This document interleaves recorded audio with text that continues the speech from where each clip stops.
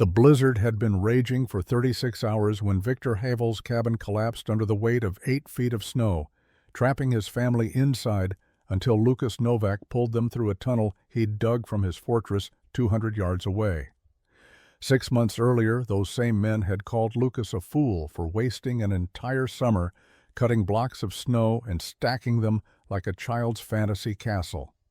Before we dive in, let us know where you're watching from, and if stories like this move you, hit that subscribe button, because tomorrow's episode reveals another forgotten frontier innovation that saved lives in the harshest conditions imaginable.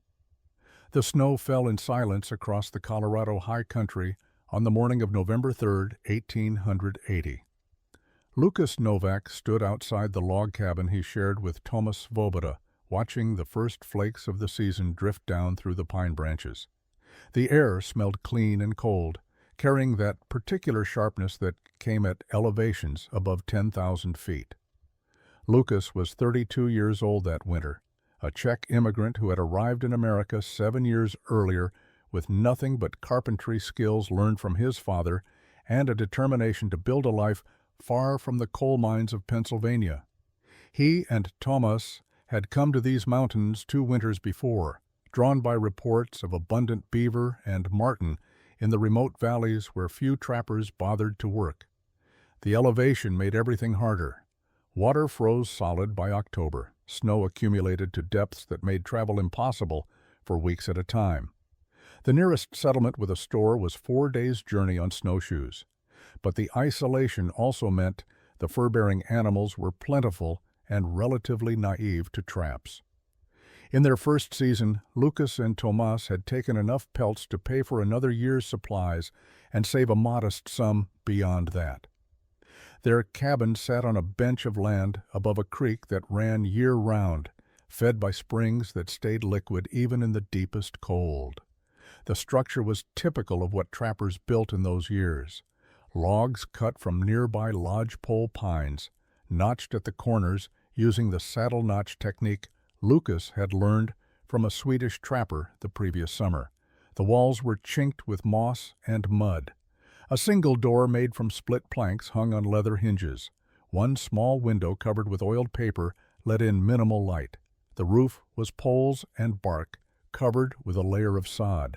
It had taken them 5 days to build, working from dawn until dark. It kept out wind and most of the rain. For mountain standards, it was adequate shelter. Thomas emerged from the cabin carrying their breakfast of cornmeal mush and salt pork. He was 41 years old, lean and weathered, with a thick black beard that was starting to show gray. He had left Bohemia the same year as Lucas, but had spent his first American years working railroad construction across the plains. The work had been brutal, and Tomas carried a permanent limp from a dynamiting accident that had shattered his left ankle. But the mountains had been good to him. The trapping work suited his methodical nature and didn't require the kind of heavy labor that aggravated his old injury. They ate in comfortable silence, watching the snow increase in intensity. This was just the beginning. The serious snow would come in December and continue through March. By February, they would be living under a blanket of white that measured depths in yards rather than inches. But for now, it was simply beautiful, and the cabin was warm, and they had plenty of supplies stored for the months ahead. March 17, 1881 arrived with deceptive calm. The winter had been hard, but manageable. Lucas and Thomas had worked their trapline successfully, accumulating a respectable collection of pelts stored in the cabin's small loft. The snow depth had reached its seasonal maximum in mid-February at roughly 9 feet on level ground, then begun its slow spring reduction. By mid-March, perhaps 6 feet remained, consolidated and heavy, with the repeated freeze-thaw cycles that characterize spring in the high country. Tomas left the cabin at dawn to check the upper trap line, a series of sets they had placed along a tributary creek that ran through a narrow valley 2 miles northeast of their camp. Lucas stayed behind to process pelts they had collected the previous day. The work was tedious but necessary. Each hide needed to be fleshed, stretched, and dried properly, or it would be worthless at the trading post. He had worked through the morning, scraping membrane from the inside of a beaver pelt, when he heard the sound. It began as a low rumble, like distant thunder, but thunder made no sense in March. The sound grew rapidly louder, becoming a roar that made the cabin walls vibrate. Lucas dropped his tools and rushed outside. The roar lasted perhaps 15 seconds, then stopped as abruptly as it had started. Silence returned to the valley, but it was a different silence now, expectant and somehow wrong. Lucas knew immediately what had happened. Avalanche. The question was where. He grabbed his rifle and snowshoes and headed toward the upper trap line at a pace that was somewhere between a fast walk and a run. Travel was difficult. The spring snow had a crust that sometimes held his weight and sometimes collapsed beneath him, plunging him thigh-deep into heavy, wet snow. It took him 40 minutes to reach the narrow valley where Thomas had gone. The avalanche had come down from the ridge on the valley's western side.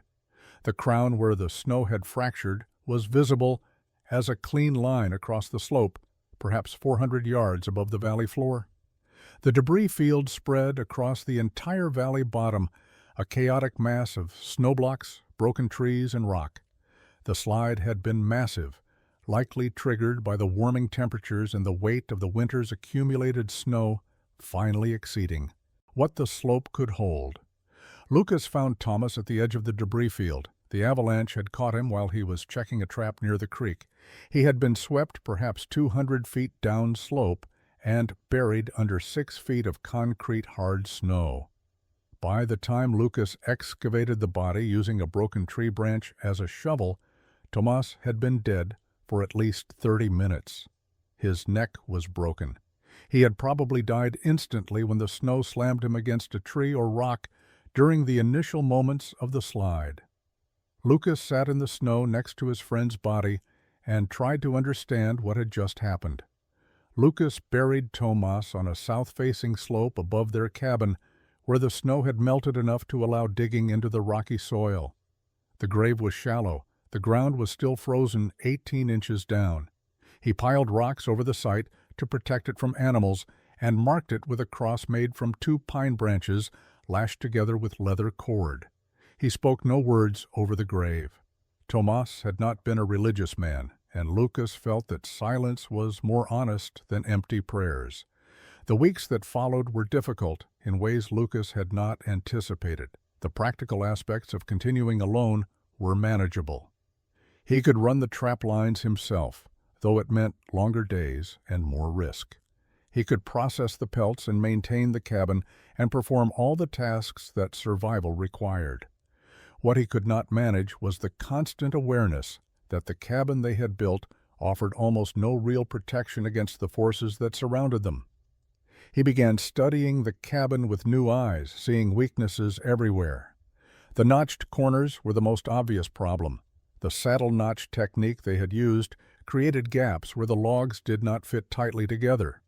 These gaps meant heat loss, but more significantly, they meant structural vulnerability. The weight of snow on the roof compressed the notches, causing the walls to settle and shift. Each winter, the gaps grew larger. Each spring required more chinking to fill the spaces that had opened. The door was another weakness. It hung on leather hinges that were already beginning to rot from moisture exposure. The planks were split from a single log, which meant they had natural grain patterns that would eventually check and crack. A determined bear could break through that door in minutes. A heavy snow load could push it inward off its hinges. The door was a convenience, not a barrier. The roof troubled him most.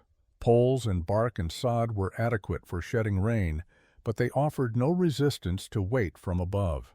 Lucas calculated that the snow load on their cabin's roof in mid-February had probably exceeded 2,000 pounds. The structure had held, but only barely. He had noticed the ridgepole sagging under the weight. Another winter of similar snowfall might cause catastrophic failure. He thought about the avalanche constantly. Snow had killed Tomas, not the snow itself exactly, but the failure to understand how snow behaved under certain conditions. The slope that had released had been steep but not extraordinarily so, perhaps 35 degrees. Similar slopes surrounded the valley. What had made that particular slope fail on that particular day? Weight accumulation beyond a critical threshold. Temperature changes weakening the bonds between snow layers. Time and gravity waiting for the exact moment when resistance failed. Lucas began to wonder if snow could be understood and controlled rather than simply endured and feared. He started paying attention to how it behaved in different conditions.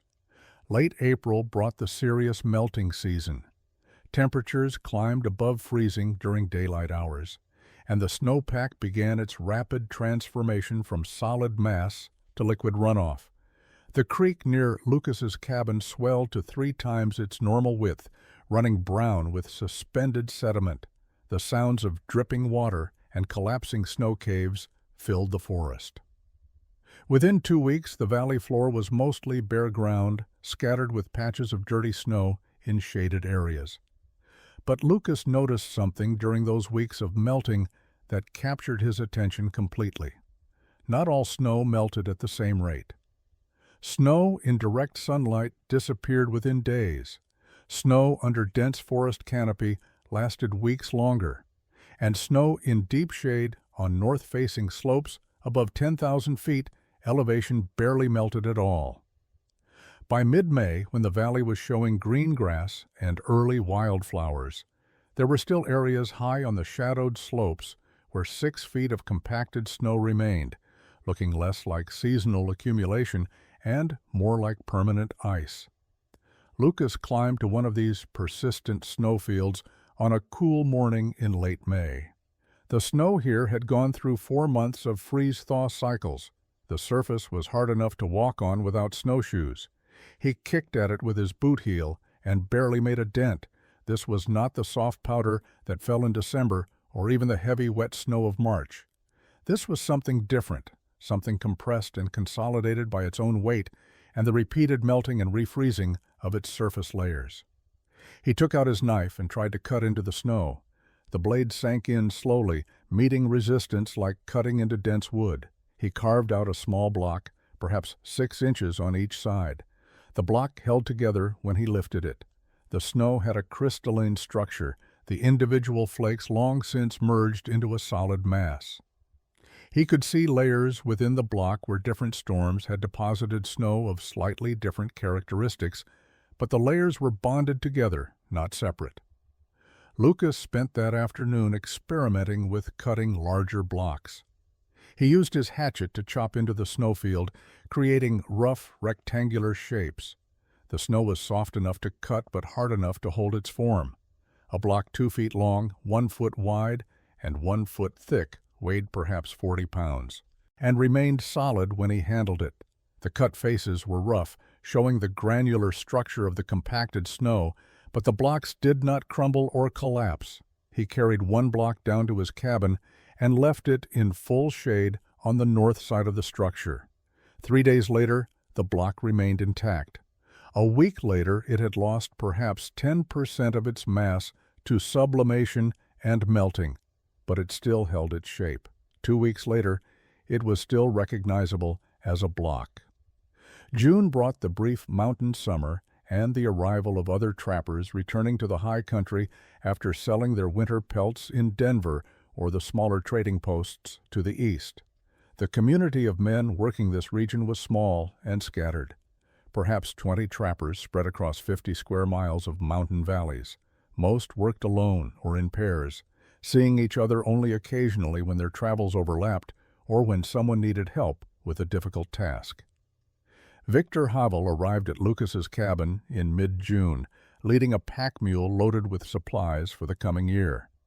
Victor was a big man, thick through the chest and shoulders, with a booming voice and opinions on everything. He had been trapping these mountains for 6 years and considered himself an authority on wilderness survival. He noticed immediately that Lucas was alone and asked about Tomas. Lucas explained the avalanche briefly, without emotion. Victor nodded sympathetically, but clearly considered the death just another example of the risks everyone accepted when they chose mountain life. Victor stayed for supper, and they talked about the previous winter's fur prices and the prospects for the coming season. As the conversation wound down, Lucas mentioned his experiments with cutting snow blocks and his idea about building a structure using compacted snow as a construction material. Victor stared at him for a long moment, then laughed.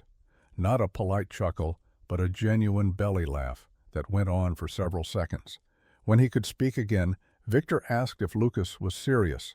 Lucas said he was completely serious. Victor's laughter stopped. He looked at Lucas with something between pity and concern. Building with snow was what children did, making play forts that collapsed after a few hours. A grown man, a trapper who had survived 2 winters in these mountains, should know better. Logs were the proper building material. Logs lasted. Logs provided real protection. Snow was temporary. Snow melted. The entire idea was ridiculous. Word spread quickly through the trapping community. Joseph Dvorak stopped by in early July and made a point of asking about the ice castle he had heard Lucas was planning. Joseph was younger than Victor, perhaps 25, but equally certain of his opinions. He suggested that perhaps the loneliness of working alone had affected Lucas's judgment. Maybe Lucas should consider finding a new partner or returning to lower elevations where there were more people. Milos Kovar visited in late July with similar concerns disguised as friendly advice. Milos had brought his wife to the mountains, one of only 2 women in the region, and he spoke with the authority of a man who had successfully established a proper household. He pointed out that his cabin, built the previous summer using standard log construction, had survived the winter perfectly well. Why would anyone waste time on experimental techniques when proven methods existed? Lucas listened to all of them and said very little in response. He understood their skepticism. From their perspective, his idea probably did seem foolish, but he had made his decision. August brought Lucas to the high snowfield with tools and a clear plan. He had spent July preparing, modifying an ice saw he had purchased in Denver 2 years earlier. The saw had a blade 3 feet long with large, aggressive teeth designed for cutting blocks from frozen lakes for ice houses. Lucas had resharpened each tooth and adjusted the set, the angle at which the teeth protruded from the blade, to optimize cutting through compacted snow rather than clear ice. The snowfield he selected was on a north-facing slope at 11,200 feet elevation. Even in August, the snow here remained 6 feet deep in most places, deeper in the drifted areas. The surface had gone through 3 months of daytime melting and nighttime refreezing, creating a crust hard enough to walk on. Below the crust, the snow was dense and uniform, compressed by its own weight into a consistency somewhere between powder and ice. Lucas began by cutting test blocks of various sizes. His first attempts were too large, roughly 3 feet by 2 feet by 18 inches. These blocks were manageable to cut but awkward to handle and transport. A block this size weighed nearly 80 pounds and required 2 hands to lift. If he dropped one, it would likely fracture. He needed something more practical. He experimented systematically, adjusting dimensions until he found an optimal size. The final specification was 24 inches long, 16 inches wide, and 12 inches thick. A block these dimensions weighed approximately 45 pounds. Lucas could lift it comfortably with 2 hands, set it in place, and maintain control throughout the process. The proportions also worked well for stacking. 2 blocks placed end to end measured exactly 4 feet, which would become his standard wall thickness. The cutting technique required precision. Lucas would first score the snow surface, marking out the block's perimeter with light saw cuts. Then he would make vertical cuts down to the desired depth, working slowly to keep the blade perpendicular to the surface. The rough texture of the cut faces was intentional. His experiments had shown that rough surfaces provided better mechanical grip between blocks. When he had tried smoothing the faces with a flat blade, the blocks slipped against each other under pressure. The rough, Crystalline texture created thousands of tiny interlocking points. After cutting the vertical faces, Lucas would make a horizontal cut at the base, working the saw blade parallel to the ground to separate the block from the snowfield below. This was the most delicate part. Too much force, and the block would fracture. Too little, and the block would remain attached. He developed a feel for it, sensing when the block was ready to be lifted free. He extracted his first complete block on August 9, 1881. It measured exactly to specification and weighed 43 pounds. The faces were rough and crystalline. The block held together perfectly when he lifted it. He carried it 20 feet and set it down on level ground. It remained intact. He had his building material. The site Lucas selected for his fortress was a quarter-mile from his log cabin on higher ground with clear sight lines in all directions. The location was deliberate. He wanted visibility of approaching weather or threats. He wanted drainage, so melting snow would not pool around the foundation, and he wanted to be far enough from his old cabin that neighbors would have to make a specific journey to observe his progress and offer their mockery. He began construction on August 15th. The foundation was critical. Most mountain cabins sat directly on the ground, which meant they settled and shifted as the earth beneath them froze and thawed. Lucas wanted something more stable. He spent 3 days preparing the site, removing all organic material down to bare mineral soil, then creating a level platform by cutting into the slope on the uphill side and building up the downhill side with rocks and compacted earth. On the prepared foundation, he laid his first course of snow blocks. The blocks came from the high snowfield, carried down one at a time in a canvas sling he wore across his shoulders. Each trip up the mountain and back took roughly an hour. He could transport 6 blocks per day, working from dawn until exhaustion forced him to stop. The work was brutally hard, but Lucas had discovered that the physical exhaustion helped him sleep without dreaming about Tomas buried under avalanche snow. The first course established the perimeter. Lucas had designed a rectangular structure 20 feet long and 16 feet wide, interior dimensions. The walls would be 4 feet thick, which meant each wall required 2 parallel rows of blocks with a gap between them. He laid the blocks with their long axes perpendicular to the wall line, so each block extended halfway through the wall thickness. The rough faces touched each other, creating friction that held them in position. Between the blocks, Lucas applied his mortar. This was not traditional mortar, but a slurry of snow and water mixed to a specific consistency. Too much water, and it would simply run off. Too little, and it would not flow into the gaps between blocks. The correct mixture had the texture of wet concrete. He would apply it liberally between each block, filling all voids. Within minutes, the slurry would begin freezing, bonding the blocks together. Within an hour, the bond was strong enough to support weight. The corner construction was unconventional. Instead of simply butting blocks together at right angles, Lucas overlapped them in an interlocking pattern. Each corner used 4 blocks per course, arranged so that each block extended past the corner point and into the adjacent wall. The result looked crude, with blocks protruding from the corners, but the interlocking created structural rigidity that simple butt joints could not match. By the end of August, Lucas had completed 3 courses around the entire perimeter. The walls stood 3 feet high, and the structure's outline was clearly visible from his old cabin below. September brought the first serious cold snaps, nighttime temperatures dropping below freezing and staying there until mid-morning. The seasonal change worked in Lucas's favor. His mortar slurry froze faster and harder. The blocks he cut from the high snowfield were denser, compressed by the weight of summer melting that had refrozen into nearly solid ice. The construction accelerated. By mid-September, the walls stood 6 feet high. The double wall design created a cavity between the inner and outer rows of blocks. Lucas filled this cavity with loose snow, packing it firmly to create additional insulation and thermal mass.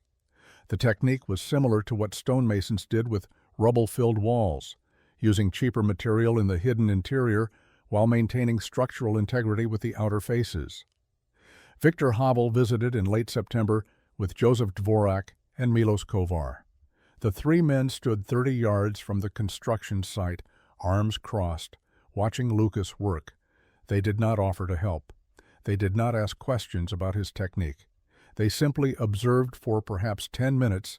Then Victor shouted loud enough for Lucas to hear clearly. He called the structure Novak's Ice Castle and suggested that by next summer it would be nothing but a puddle. The other men laughed. They mounted their horses and rode away. Lucas continued working. The mockery bothered him less than he had expected. Perhaps because he had anticipated it. Perhaps because he was too exhausted at the end of each day to care what others thought. Or perhaps because he could see his fortress taking shape and knew that it would work regardless of whether anyone believed him. October brought the design element that would make his fortress visually distinctive. Instead of building the walls to a uniform height and topping them with a simple roof, Lucas created crenellations. The technique came from medieval castle architecture, alternating raised sections called merlons, with lower gaps called embrasures. Lucas's version was functional rather than decorative. The raised sections provided wind deflection, breaking up the airflow that would otherwise create pressure on a flat wall. The gaps allowed him to observe the surroundings without exposing himself fully. Each merlon was 3 blocks high, measuring 3 feet from the top of the wall to its peak. The embrasures were 2 blocks high, creating a 1-foot difference in height. The pattern repeated every 4 feet around the perimeter, giving the structure an unmistakable fortress appearance. From a distance, it looked like something transported from medieval Europe and dropped into the Colorado mountains. Up close, it looked like exactly what it was, precisely cut snow blocks stacked with engineering precision. By the end of October, the walls were complete. The structure stood 8 feet tall at the embrasures, 11 feet at the merlons. The snow blocks had taken on a slightly blue tint, the characteristic color of dense ice. The fortress dominated the hillside, impossible to ignore, impossible to mistake for anything ordinary. The door required materials that snow could not provide. Lucas had learned carpentry from his father in Bohemia, and those skills served him now as he began integrating wooden elements into his snow fortress. He spent the first week of November cutting and shaping pine planks, selecting trees carefully for straight grain and minimal knots.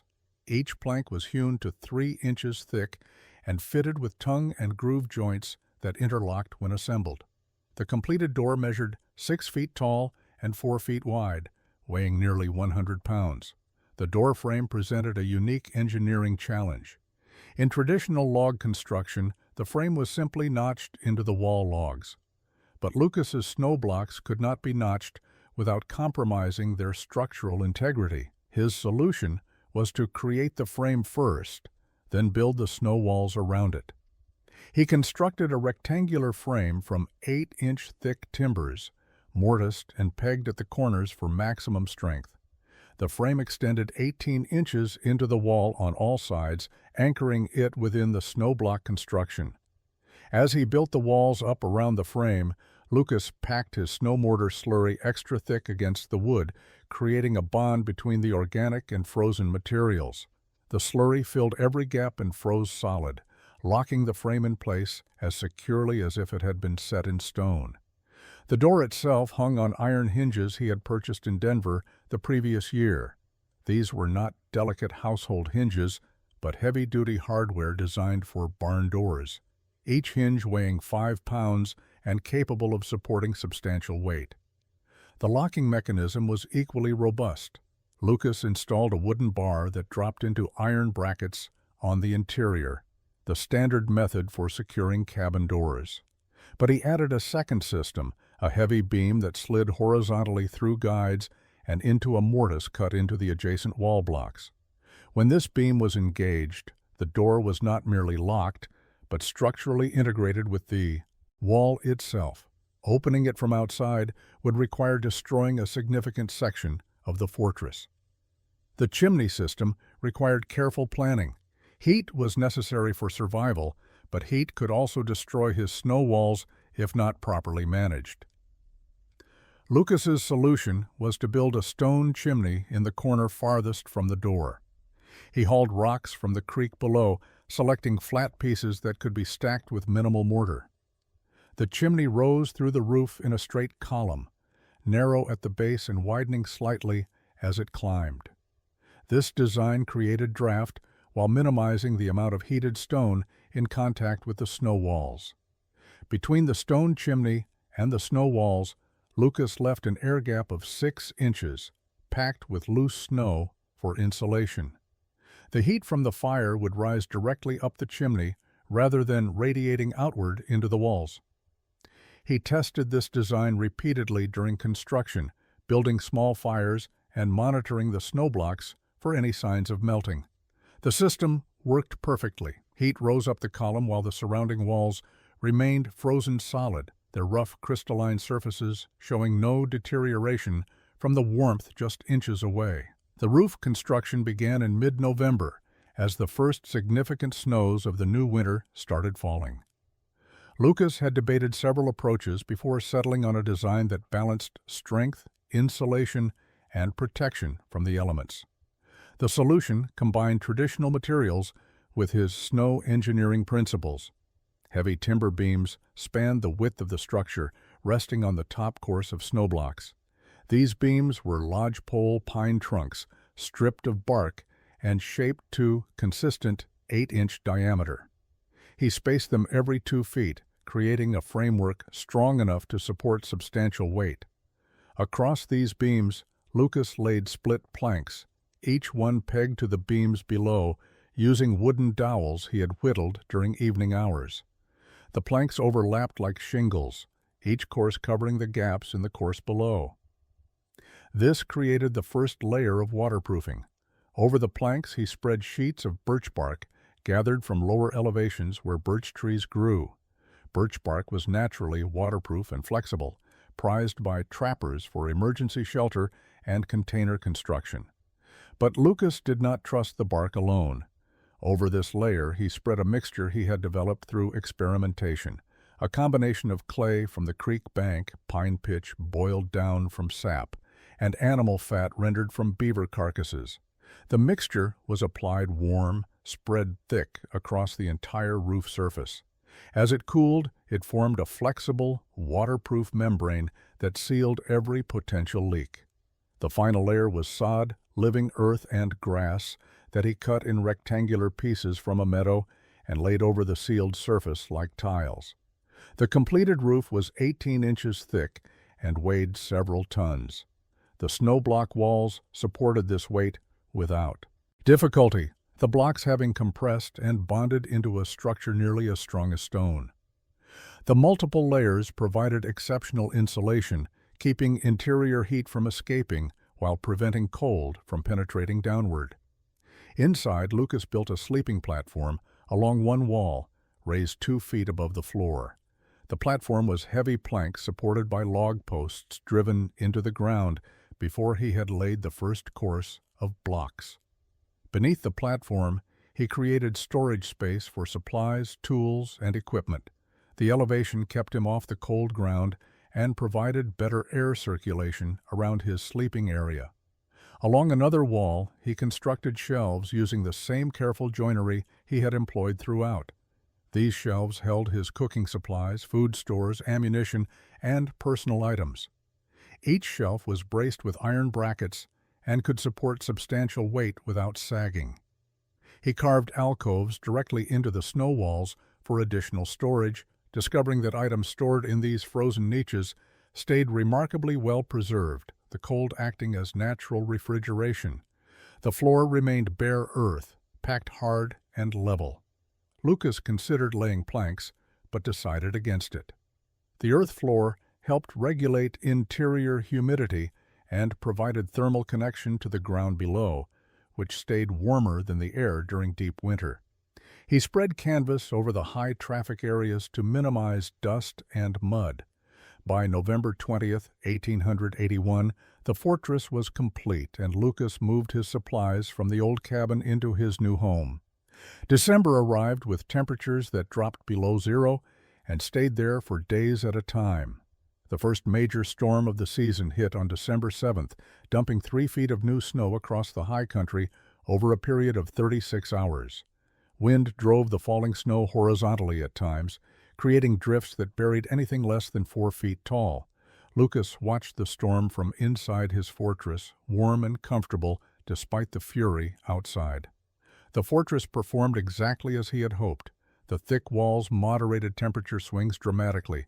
When the exterior temperature dropped to 15 below zero at night, the interior stayed at a steady 32 degrees without any fire burning. When he lit a small fire in the stone fireplace, the interior temperature rose to a comfortable 50 degrees within an hour. The heat did not escape rapidly through the walls as it would have in a log cabin. Instead, the thermal mass of the snow blocks absorbed the warmth and released it slowly over hours. The crenellations proved their worth during the wind events. Instead of hitting a flat wall and creating pressure that could destabilize the structure, the wind broke up against the alternating high and low sections. The design created turbulence that dissipated the wind's force rather than concentrating it. Lucas could hear the wind howling outside, but inside the fortress the air remained calm. The door remained secure despite drifting snow that piled against the exterior. The double locking system meant that even when snow pressed against the outside with considerable force, the door could not be pushed inward. Lucas could open it from inside with minimal effort by simply disengaging the locks and pushing outward. The snow would fall away, and he could step out into whatever conditions existed beyond his walls. Moisture management was the one aspect that required adjustment. Lucas's breathing, cooking, and the small fire all produced water vapor. In a log cabin, this moisture would escape through gaps in the walls. In his sealed fortress, the moisture had nowhere to go. It condensed on the interior surface of the snow walls, creating a thin layer of frost. Lucas solved this by opening the door for 10 minutes each morning, allowing the moisture-laden air to escape and fresh, dry air to enter. This simple ventilation routine prevented moisture buildup without sacrificing heat retention. By late December, other trappers began stopping by to see how the fortress was surviving the winter. Victor Havel visited on December 23rd and asked to see the interior. Lucas invited him inside. Victor examined the walls, the door, the chimney, and the sleeping platform. He asked about interior temperature and fuel consumption. Lucas explained his techniques and measurements honestly. Victor said little during the tour, but his skepticism had clearly diminished. The structure was not melting. It was not collapsing. It was functioning as a legitimate shelter in conditions that tested every structure in the mountains.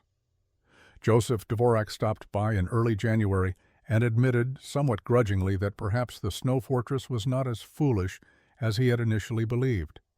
January brought weather patterns that old-timers in the region recognized as unusual. Milos Kovar stopped at Lucas's fortress on January 14th and mentioned that his grandfather in Bohemia used to say certain signs always preceded the worst storms. The animals knew first. Deer moved to lower elevations earlier than normal. Ravens gathered in larger flocks than typical. Squirrels seemed frantic in their movements, as if trying to accomplish critical tasks before time ran out. The barometric pressure began fluctuating wildly, a phenomenon that could be felt even without instruments. Lucas noticed headaches that came and went without obvious cause. His joints ached despite being only 33 years old and in excellent physical condition. The air felt heavy in a way that had nothing to do with humidity or temperature. It was a physical sensation, as if the atmosphere itself was preparing for something significant. The sky took on strange colors during sunset, deep reds and purples that lasted longer than normal twilight. Old-timers called this storm light and considered it a reliable predictor of major weather events within 72 hours. The phenomenon had something to do with ice crystals in the upper atmosphere, refracting light in specific ways. but the precise mechanism mattered less than the accuracy of the prediction. Victor Havel rode through the settlement in mid-January, stopping at each cabin to discuss preparations. He had lived through 17 winters in these mountains and had survived the legendary blizzard of 1873, a storm that had killed 6 trappers and destroyed a dozen cabins across the region. Victor said the current signs reminded him of that year.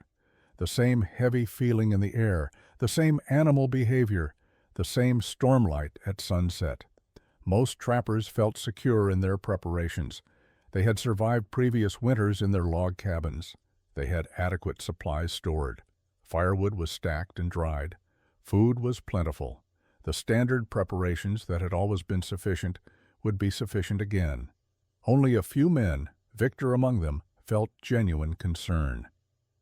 Victor stopped at Lucas's fortress and suggested that if the storm turned out to be as severe as the signs indicated, Lucas might consider offering shelter to others whose cabins might not withstand the conditions. Lucas appreciated the irony.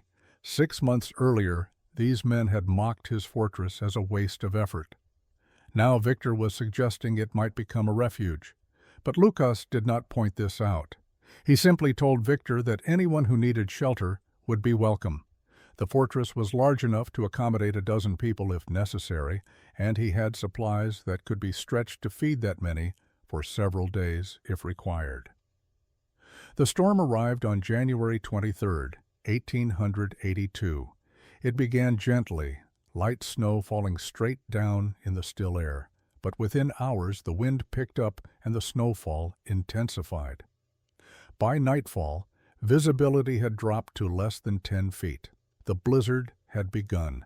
The snow fell with an intensity Lucas had never witnessed. By midnight on January 23rd, 6 inches had accumulated. By dawn on the 24th, the depth had reached 18 inches of new snow on top of the existing base. The wind howled with a sound that was almost alive, a continuous roar punctuated by gusts that made the air itself visible as solid sheets of white. Temperature dropped to 20 below zero, and the wind chill made it impossible to survive outside for more than minutes. Inside the fortress, Lucas remained comfortable. He kept a small fire burning in the stone fireplace, using minimal wood because the thick walls retained heat so efficiently. The interior temperature held steady at 45 degrees. He could hear the wind outside, but felt no drafts. The door remained secure despite snow piling against it with increasing weight. The crenellated walls deflected the wind's force, creating turbulence that prevented pressure from building against any single point. By the second day, the snow depth outside had reached 4 feet of new accumulation. Lucas opened his door that morning to assess conditions and found a wall of snow that had drifted against the entrance. He pushed through it easily, the door's outward swing clearing a path. He stepped outside for less than a minute, long enough to confirm that visibility was zero and the storm showed no signs of diminishing. The wind drove snow horizontally with such force that exposed skin would freeze in seconds. He retreated inside and sealed the door. There was nothing to do but wait. He had food for weeks, firewood for months, and water from melting snow. The fortress protected him completely, but he thought about the other trappers scattered across the region in their log cabins. Those structures would be under immense strain. The weight of accumulating snow would test every roof. The wind would find every gap in the chinking. The cold would penetrate walls that relied on minimal insulation. By the third day, January 26th, the snow depth had reached 6 feet. The storm's intensity had not decreased. If anything, it had grown stronger. Lucas estimated wind speeds were exceeding 50 miles per hour based on the sound and the way the snow moved past his narrow observation slits. He could no longer open the door because snow had drifted against it to a depth of 8 feet. He was effectively sealed inside, but this did not concern him. He could dig out when the storm ended. What concerned him was the muffled sound he heard on the afternoon of the third day. It was distant, barely audible over the wind, but distinct. A human voice shouting, then silence. Then the sound again, closer this time. Someone was outside in the storm, moving toward his fortress. Lucas grabbed his shovel and began digging through the snow that blocked his door. It took 20 minutes of hard work to create a tunnel through the drift. When he finally broke through to the surface, he saw a figure stumbling through the blizzard 50 yards away. The figure was Victor Havel, bent against the wind, moving with the determined shuffle of a man who knew that stopping meant death. Lucas shouted and waved, though the wind tore his voice away. Victor saw him and changed direction, struggling through thigh-deep snow toward the tunnel entrance Lucas had carved. When Victor reached the fortress, he collapsed just inside the door, ice coating his beard and eyebrows, his breathing ragged from exertion and cold exposure. Lucas pulled him fully inside and sealed the door. Victor lay on the floor for several minutes, simply breathing, while Lucas added wood to the fire and prepared hot broth from dried meat. When Victor could finally speak, the story came out in fragments. His cabin had collapsed an hour earlier. The roof had given way under the weight of snow, probably 7 feet accumulated on the structure by that point. The ridgepole had cracked with a sound like a gunshot. Then the entire roof had crashed down into the interior. Victor had been outside when it happened, briefly checking his woodpile. He had heard the crack and seen the collapse. His wife had been inside. Lucas felt his stomach drop, but Victor continued quickly. She had been in the loft, the small sleeping area built above the main floor. The loft had remained partially intact, even as the main roof collapsed. Victor had dug through the debris and pulled her out. She was alive but injured, her leg broken. He had splinted it with firewood and wrapped her in every blanket they owned, but their cabin was now uninhabitable, open to the storm, and his wife could not travel through the blizzard. Victor had left her in the partial shelter of the collapsed structure and come to get help. He needed to bring her to the fortress. It was the only structure within reachable distance that he knew would be standing. Lucas did not hesitate. He gathered rope, extra blankets, and a canvas tarp. The two men went back out into the storm. The journey to Victor's collapsed cabin took 40 minutes, though the distance was less than 200 yards. Visibility was measured in feet. They stayed connected by rope tied around their waists. Several times Victor lost his bearings and Lucas had to redirect him. The wind threatened to knock them down. The cold bit through their heavy clothing. When they finally reached the ruins of the cabin, they found Victor's wife, Anna, where he had left her, huddled under blankets in a corner where part of the loft structure provided minimal protection from the falling snow.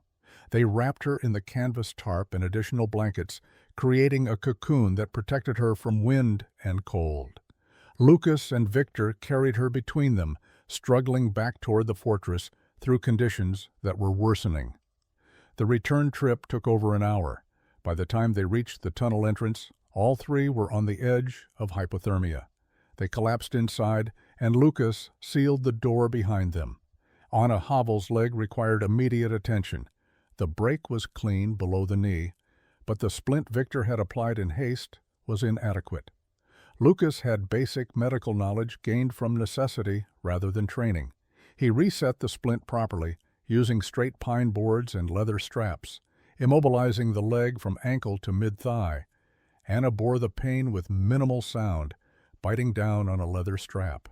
When he finished, Lucas gave her willow bark tea for pain and positioned her on his sleeping platform with blankets and furs piled for warmth. The fortress now sheltered 3 people where Lucas had designed it for 1. But the space was adequate and the supplies sufficient. He calculated food stores and firewood and determined they could survive comfortably for 2 weeks even if the storm continued that long. The thick walls meant heat loss was minimal. A fire that would have been inadequate in a log cabin kept the interior at a steady temperature above freezing, despite 3 people consuming that warmth. On the 4th day of the storm, January 27th, they heard voices outside again. Lucas opened the tunnel and found Joseph Dvorak and his brother Tomas standing in the blizzard. Joseph's chimney had failed, cracked by thermal stress, and smoke had filled their cabin, making it unbreathable. They had abandoned the structure and come to the fortress, knowing it was their only option. Lucas brought them inside without hesitation. Over the next 12 hours, more arrivals came. Milos Kovar and his wife appeared, their cabin buried under snowdrifts so deep they could not open the door or windows. They had dug an escape tunnel through a wall and made their way to the fortress by following the creek drainage. Two brothers named Pavel and Lubomir arrived together, their shared cabin crushed when a snow-laden tree had fallen across the roof. By the evening of the fourth day, 17 people crowded into the fortress. Every available space held someone. The sleeping platform accommodated 3 injured people, Anna Havel with her broken leg and 2 others with frostbite damage. The rest sat or lay on the floor, wrapped in whatever blankets and furs could be shared. The fire burned continuously, and Lucas rationed his firewood carefully, knowing they might need to sustain this population for days. The fortress performed beyond even Lucas's expectations. The thick snow walls insulated effectively enough that 17 bodies generated sufficient heat to keep the interior temperature comfortable even with minimal fire. The air remained breathable because the slight gaps around the doorframe allowed fresh air to enter, while the warm air rose and escaped through similar gaps near the roof. The system self-regulated, preventing both suffocation and excessive heat loss. On the 5th day, the storm finally began to diminish. The wind decreased and the snowfall became lighter. By evening, the sky cleared partially, revealing stars for the first time in 5 days. The blizzard had ended. Outside, snow depth exceeded 8 feet in the drifted areas, 5 feet where the wind had scoured the surface bare. The morning of January 29th brought clear sky and still air. The temperature remained well below zero, but without wind, the conditions were tolerable for brief periods outside. Lucas opened the door and dug through the snowdrift that had accumulated against it, creating a ramp that allowed access to the surface. The world outside had been transformed into an unrecognizable landscape of white, with only the tallest trees visible above the snow level. The 17 people who had taken refuge in the fortress began assessing the damage to their own structures. Victor and Joseph volunteered to make the rounds, checking on cabins whose occupants had not made it to the fortress. They returned 3 hours later with grim news. 8 cabins had been destroyed completely, roofs collapsed, or walls crushed. 3 more were severely damaged and uninhabitable without major repairs. Only 4 cabins remained intact and usable. The families whose homes had been destroyed faced a critical problem. Rebuilding would take weeks even under ideal conditions, and winter was far from over. They needed shelter immediately. The fortress could house them temporarily but not comfortably for an extended period. The crowding was manageable for a few days, but would become unbearable over weeks. Someone suggested that perhaps multiple families could rotate, some staying in the fortress while others occupied the intact cabins, sharing space and resources. Lucas proposed a different solution. He would teach them his snow block construction technique. The high snowfield still held abundant building material, and the recent storm had actually improved the snow quality through compression and consolidation. A crew of men working together could cut enough blocks in 2 days to build a basic shelter.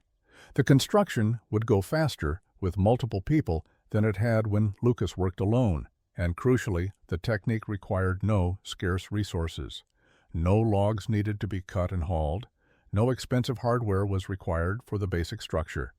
The men looked at each other with expressions mixing skepticism and desperate practicality. 6 months earlier they had mocked this technique. But their own cabins lay crushed under snow while Lucas's fortress stood solid, having sheltered them through the worst storm in living memory. The evidence was irrefutable. Snow block construction worked. It worked better than log cabins in these specific conditions of extreme snow load and severe cold. Victor spoke first. He wanted to learn the technique, His cabin would need to be completely rebuilt regardless, so why not use the method that had proven itself? Joseph agreed. Then Milos, then the others. By midday, 11 men had committed to learning snow block construction and building new shelters using Lucas's methods. That afternoon, Lucas led the first group up to the high snowfield and demonstrated his cutting technique. He showed them how to score the surface, make the vertical cuts, then separate the blocks with the horizontal cut. He explained why the rough faces were superior to smooth ones, how the crystalline texture created mechanical grip between blocks. The blizzard's aftermath revealed destruction across the entire settlement. Of the 19 occupied structures in the region, only 4 log cabins remained fully intact and habitable. 8 had suffered catastrophic failure with roofs collapsed or walls crushed under snow weight. 7 more had sustained major damage that rendered them unsafe or uncomfortable for winter occupancy. The families whose homes had been destroyed faced the immediate challenge of rebuilding shelter while winter continued around them with at least 2 more months of freezing temperatures and potential storms ahead. Lucas's fortress became both refuge and training ground. Each morning crews of men would gather inside the warm interior to receive instruction on snow block construction techniques. Lucas explained the principles methodically, treating his students with the same patience his father had shown when teaching him carpentry. He emphasized that precision mattered more than speed. A block cut carelessly would fracture under stress. A wall built hastily would fail when tested by wind or weight. But blocks cut to specification and walls built with attention to detail would create structures as reliable as the fortress that surrounded them as they learned. The first practice structure went up in 4 days. 6 men working together under Lucas's supervision built a shelter measuring 12 feet by 10 feet with 6-foot walls. The construction taught them the rhythm of the work, cutting blocks at the snowfield, transporting them to the building site, laying courses with mortar slurry between each block, building the double wall design with loose snow packed in the cavity for additional insulation. The completed structure was crude compared to Lucas's fortress, lacking crenellations and sophisticated details, but it was solid and weatherproof and provided genuine protection. By mid-February, 5 new snow block shelters stood across the settlement. Each family customized their design based on their specific needs and the number of occupants. Victor Havel built a structure slightly larger than Lucas's original, incorporating what he had learned about corner reinforcement and door frame integration. Joseph Dvorak built a smaller version for himself and his brother, emphasizing simple functionality over architectural ambition. Milos Kovar added his wife's suggestions, creating interior storage alcoves and a more efficient chimney design. The community dynamic shifted during those weeks of shared labor and mutual dependence. The mockery that had characterized earlier interactions disappeared completely, replaced by respect born from practical results. Men who had called Lucas foolish 6 months earlier now sought his advice on construction details. The fortress that had been dismissed as a waste of effort was now recognized as a significant innovation that had saved lives and provided a solution to problems the traditional methods could not address. Spring arrived in late March with the characteristic sudden warming that marked seasonal transition in the high country. The snowblock structures began their slow deterioration as temperatures climbed above freezing during daylight hours.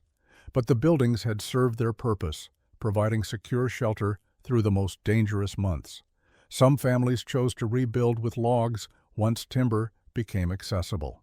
Others, having experienced the advantages of snowblock construction firsthand, planned to build new snow fortresses the following autumn using refined techniques learned through the winter's experience and collaboration. The years following the Great Blizzard of 1882 saw snowblock construction techniques spread throughout the high-altitude settlements of Colorado and Wyoming. Trappers, prospectors, and early settlers working above 10,000 feet elevation began building winter structures using compressed snow rather than relying exclusively on scarce timber resources. The technique was particularly valuable in regions where trees grew slowly and sparsely, where hauling logs required enormous effort, and where the very abundance of snow that made survival difficult also provided the solution to shelter construction challenges that traditional methods struggled to address adequately. Lucas continued refining his methods through experimentation and observation. He discovered that blocks cut from north-facing snowfields above 11,000 feet remained solid through most summers, allowing year-round construction and maintenance. He developed improved mortar formulations using different ratios of water to snow, depending on ambient temperature. He designed ventilation systems that managed interior moisture without sacrificing heat retention. Each innovation was shared freely with anyone who asked.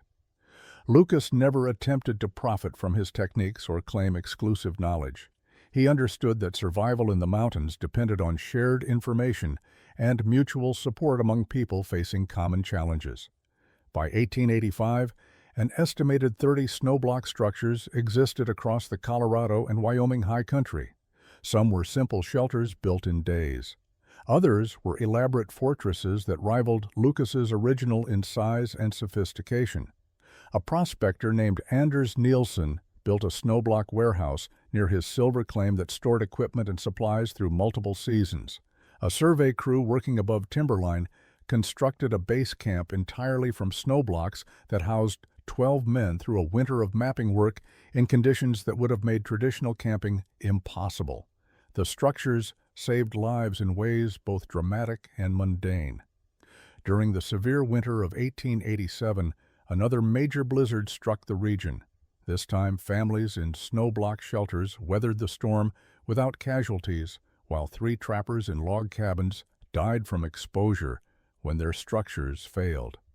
The contrast was noted in newspapers as far away as Denver, and the snowblock technique gained recognition beyond the immediate mountain community as a legitimate frontier innovation rather than an eccentric experiment. Lucas himself left the high country in 1890. At 42 years old, he had spent 13 winters above 10,000 feet and felt ready for a less demanding life. He moved to a valley ranch at 7,000 feet elevation, where he raised sheep and lived quietly. He married in 1892, started a family, and became known in his community as a skilled carpenter and stonemason, rather than as the man who had built fortresses from snow. He died in June of 1893. From pneumonia, leaving behind a wife, 2 young children, and scattered across the high mountains, a legacy built from frozen water and careful thought. The fortresses stood for years after his death, some maintained and occupied, others abandoned but still intact, weathered monuments to what one man's obsession with survival had created when everyone else laughed at blocks of snow stacked like a child's dream of castles that could withstand the worst the wilderness offered.